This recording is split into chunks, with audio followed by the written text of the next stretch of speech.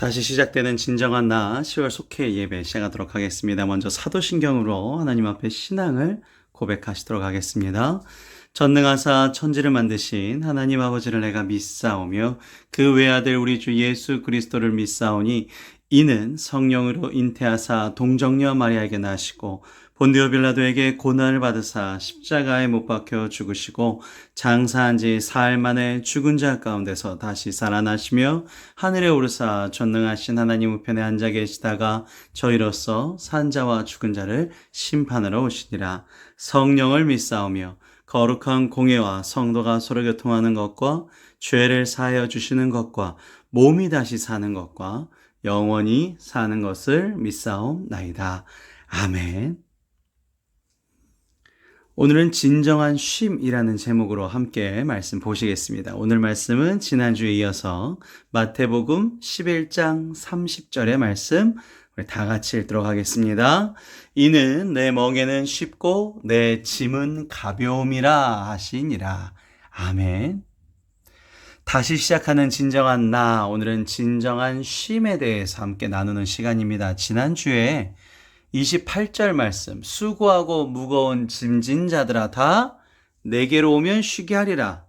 그러니까 우리는 우리가 스스로 뭔가를 해보려고 해도 자꾸만 이런 고통과 슬픔과 어려움 속에서 힘들어하고 낙심하지만 우리는 그래서 그것만 계속 비교하고 딴 사람과 비교하고 그래서 계속 불평이 나오지만 어쨌든 하나님께서는 우리를 쓰실 것이고 그것도 세상 사람들과 구별되게 나는 하나님을 의지하는 사람으로서 하나님께서 나를 향한 계획하심을 이뤄가기 때문에 내가 굳이 그 사람들과 비교할 필요 없는데도 불구하고 계속적으로 이 짊어지는 짐들에 의해서 허덕인단 말이에요. 힘들어하죠.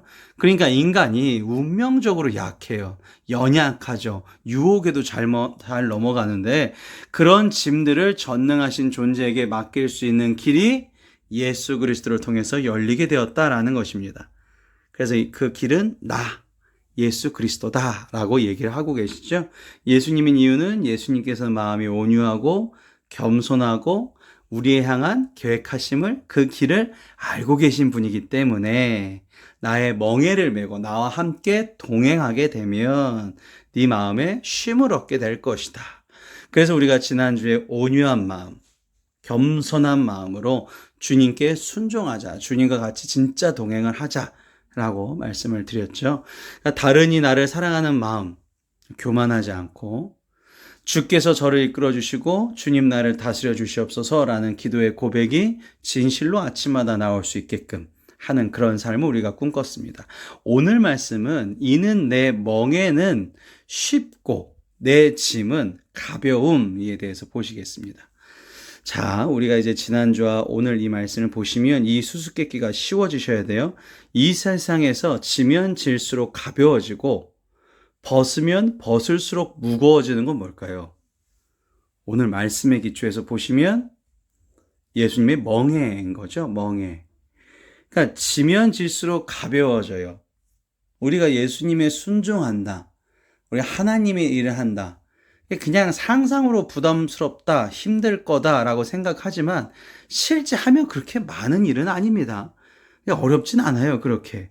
오늘 하루 내가 시작을 해서 수많은 사람들을 만나는데 이게 내 생각과 내 이 판단, 기준이 있기 때문에 그걸 결정하는 게 힘든 것인지 실제적으로 내 이런 모든 것을 다 내려놓고 그냥 하면 할 수 있어요.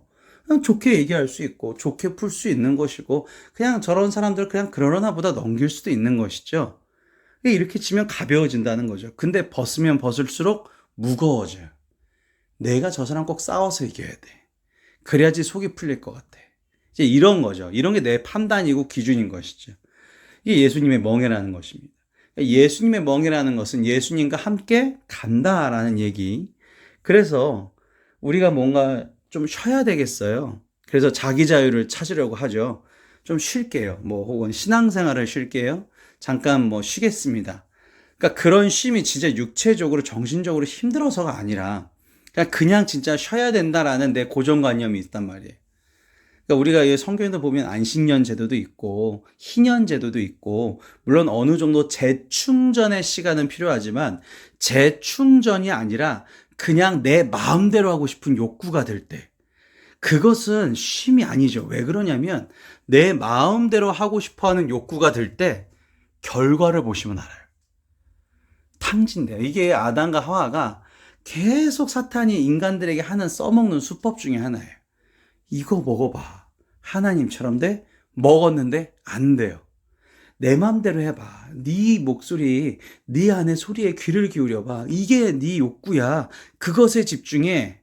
마지막에 어떻게 될까요? 결과가 이롭지가 않다라는 것이죠. 탕진이 돼요. 그래서 이 비유를 예수님께서 탕자의 비유로 들려주셨죠. 자기 나름대로, 자기 생각과 기준대로 이렇게 하면 될 것 같아. 아버지 재산 미리 주세요. 나갔는데 탕진됐어요.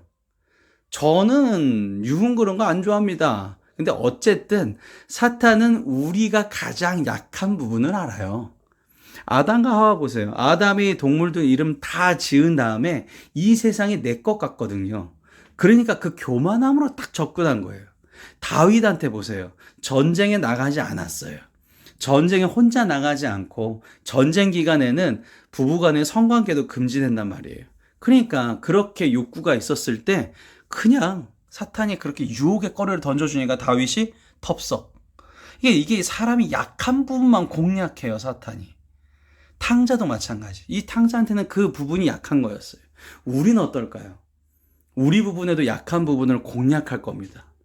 그게 내 재산이 됐든 명예가 됐든 내 친구가 됐든 가족이 됐든 내 어떠한 그 어려운 시절에 무슨 상처, 트라우마까지 다 동원해서 그 순간을 가지고 유혹을 할 거란 말이에요.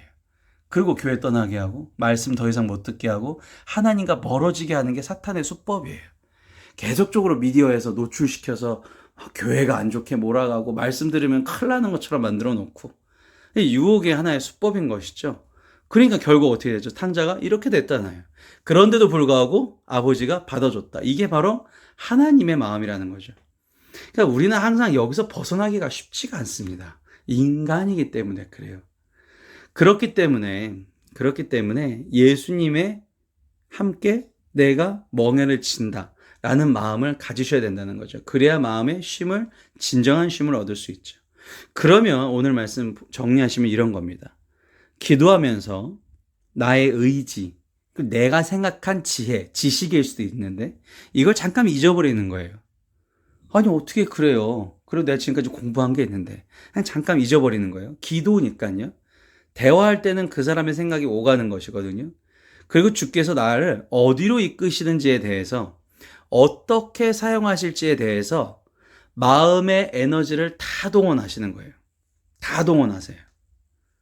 그래서 듣는 것에 집중하는 것이죠. 자, 다시 한번 정리해 보겠습니다. 기도를 시작해요. 내 의지와 내 생각이 있어요. 그래서 가끔 이거를 이행하지 않고 기도하시는 분들 중에 하나님 이건 이런 겁니다. 이렇게 해주세요 라고 기도하시는 분들이 가끔 있거든요. 근데 이게 이제 기도의 최종 단계예요. 물론 그렇게 기도하실 수도 있어요. 처음에는. 그런데 우리가 이제 지금 기도를 오래 계속 배우시면서 마지막 최종 단계, 내 의지와 지혜를 잊어버리는 그 먼저 습관부터 우리가 드려야 되겠죠. 하나님보다 내가 항상 앞서가면 안 되거든요. 내가 코로나를 없애야 됩니다. 이건 내 생각이죠. 하나님이 코로나를 통해서 어떤 역사하심을 할지도 몰라요, 사실. 그러니까 기도하면서 우선 내 의지와 지혜 자체를 잊어버리자는 거죠. 그리고 주께서 도대체 이 나라를, 나를, 이 교회를, 이 가족을, 이 단체를 어떻게 이끄시고 사용하실지에 대해서 내 마음의 에너지를 온전히 동원하는 거예요. 상황이 어떻게 되는지 거기서부터 이제 보는 거예요. 그리고 집중하는 거죠. 하나님이 내 상황을 바꾸셔서 말씀하실 수도 있고, 내 마음을 움직이실 수도 있고, 느낌을 다르게 하실 수도 있고, 상황을 진짜 조절하실 수가 있겠죠. 그러니까 예수께서 나의 짐을 대신 지어주시는 것에 대한 믿음이 있으셔야 돼요. 그래서 쉼의 단계 첫 번째는 내가 예수께 나오기만 하면 쉼을 얻을 수 있다. 대신 지어주실 것이다. 이것을 내가 믿는 거예요. 내가 예를 들어 건강, 돈, 그러니까 물질, 그리고 명예, 내 이제 마음의 상처, 이런 거 다 예수님이 그냥 멍에를 진다라는 건요, 힘을 같이 분배하는 겁니다. 그러니까 같이 나누는 거죠. 내 상처도 예수님이 같이 짊어지고 계시는 거예요. 내가 아픈 거 예수님도 아프십니다. 왜요? 우리를 사랑하시기 때문에. 그렇기 때문에 이것을 먼저 믿는 거야. 그래. 이거를 내가 예배당에 나와서 예수님한테 말하자. 그 다음 주님의 계획에 순종하는 거예요. 그러면 내가 세상을 보는 관점이 예수님의 관점으로 바뀌어지게 됩니다.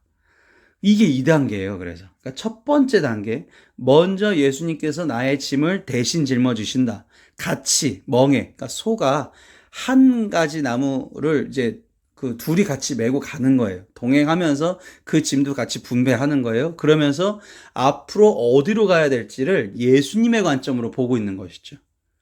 자, 다 같이 한번 읽겠습니다. 시작. 내 인생의 비밀과 삶의 방향에 눈을 뜨게 되면서 자신을 이해하고 남을 이해하게 됩니다. 내일 주일 예배 보시면 더 이제 확 이 부분에 대해서 제가 다를 수 있게끔 설명을 더 드릴 텐데, 내 인생의 비밀, 도대체 나를 왜 만드셨지? 나를 통해서 어떻게 하실 것이지? 나를 어떻게 사용하실 것인지, 그 삶의 방향을 기도하면서 영적인 분별력과 통찰력을 나에게 주신다는 거죠. 이게 은사예요. 그래서 성령의 은사. 이렇게 되면서 나를 이해하고 남을 이해하게 돼요. 어떻게 남을 이해해요? 내가 저 사람이 아닌데, 내가 저 사람의 부모님과 함께 지내지도 않았는데 어떻게 저 사람을 이해할 수 있겠습니까? 사람은 그 사람 위치에 안 가면 모릅니다. 공감을 할 수가 없죠. 근데 어떻게 이해할까요? 예수님의 관점으로 보면 저 사람도 예수님이 하나님이 창조하셨고 예수님을 통해서 인도하심을 받을 사람이기 때문에 이게 이해가 된다는 거예요. 아, 그럴 수가 있겠구나. 그렇게 되면 아무리 세상에 변화가 많은 세상이라도 그런 얘기에 내가 두려워하지 않아요. 근심이 안 생겨요. 걱정이 안 돼요. 그러니까 그다음부터는 안정과 여유와 쉼이 오게 되는 거예요. 이러니까 진정한 쉼이 됩니다. 믿게 되는 거예요. 나와 예수님이 진짜 멍에를 같이 짊어지고 계신다면 망하지 않겠구나, 내가. 망하지 않겠구나. 힘은 들 수 있어요. 고통은 있을 수 있고. 왜냐하면 내가 그걸 깨달아야 되기 때문에 그래요. 잘못된 길을. 고난일 수도 있겠지만 내가 예수님이 내 옆에 있다고 믿어지면 어느 순간에 그 고난이 고난처럼 안 느껴지실 겁니다. 그럼 어느 순간에 정말 확 달라지시는 삶을 살아가실 수 있는 것이죠. 안정과 여유가 쉼이 있는 그런 삶을 살아가시기를 주님의 이름으로 간절히 기도합니다. 주기도문으로 마치도록 하겠습니다. 하늘에 계신 우리 아버지여, 이름이 거룩히 여김을 받으시오며 나라의 마옵시며 뜻이 하늘에서 이루어진 것 같이 땅에서도 이루어지이다. 오늘날 우리에게 일용할 양식을 주시옵고 우리가 우리에게 죄 지은 자를 사하여 준 것 같이 우리 죄를 사하여 주시옵고 우리를 시험에 들게 하지 마시옵고 다만 악에서 구하시옵소서. 나라와 권세와 영광이 아버지께 영원히 있사옵나이다. 아멘.